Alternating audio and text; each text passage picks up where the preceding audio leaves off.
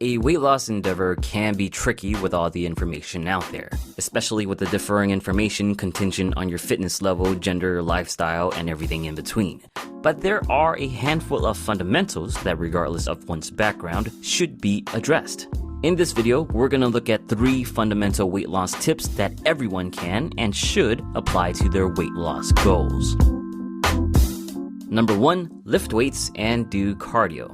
Weight training and cardio are often prescribed for different goals. Cardio tends to be the one prescribed most for losing weight. The truth is, a combination of both might be the best answer. One study in 2012 found that resistance and aerobic training combined was able to increase fat loss more so than aerobic cardio alone. The combination also resulted in a gain of lean mass, such as muscle, while cardio alone resulted in a loss. This is especially true for beginners. Muscle's higher metabolic cost also means more calories burned. The significance of it, however, is still up for debate, but it's still better than holding more fat anyway. If you do choose to do both, do them on separate days so they don't affect the performance of each other. But if you have to do them within the same workout, then you should lift weights first and then cardio, as there is less carryover fatigue. You can check out my video on the topic here if you want more details. Number 2, choose a diet you can stick to. Seems easy and logical enough, but it's much more difficult and confusing when you're not sure where to start. Intuition tends to lead us to follow the advice of others, especially those that already have the results you want. However, what might work for them doesn't mean it will work for you. It really boils down to one factor: adherence. A 2014 meta-analysis looked at 48 studies that followed numerous popular diets lasting 3 months or longer. The first thing they found was that having any type of diet is better than none at all. A structured approach should certainly beat out just winging it.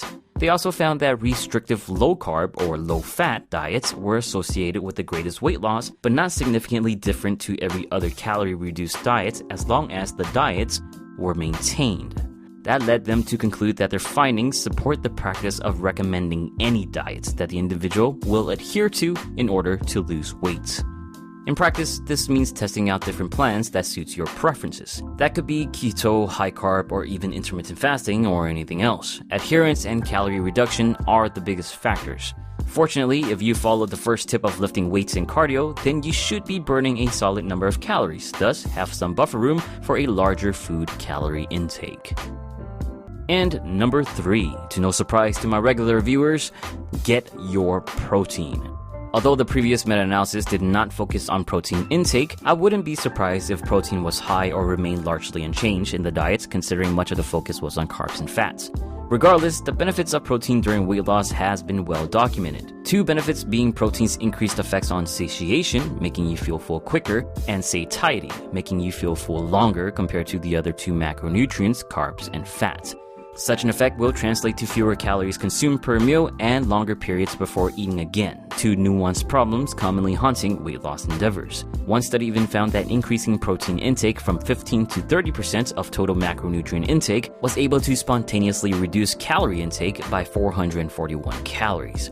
And then there's also thermic effect. In short, protein requires more energy for your digestive tract to process. For every 100 calories of protein consumed, about 35 calories are used to process it. Carbs and fats, conversely, take a meager 5 to 15 calories. And of course, protein's direct connection to muscle growth and preservation. A common misunderstanding is that when you lose weight, you're only losing water and fat. In reality, you're also losing muscle mass. Having more protein not only attenuates this issue, it can also lead to an increase in lean mass when paired with lifting weights. Again, especially true for beginners that benefit from something known as newbie gains. To me, it's a no-brainer to eat more protein when you're trying to lose weight. As far as how much, 1 gram of protein per pound is a good starting point, but some studies do show a benefit to more.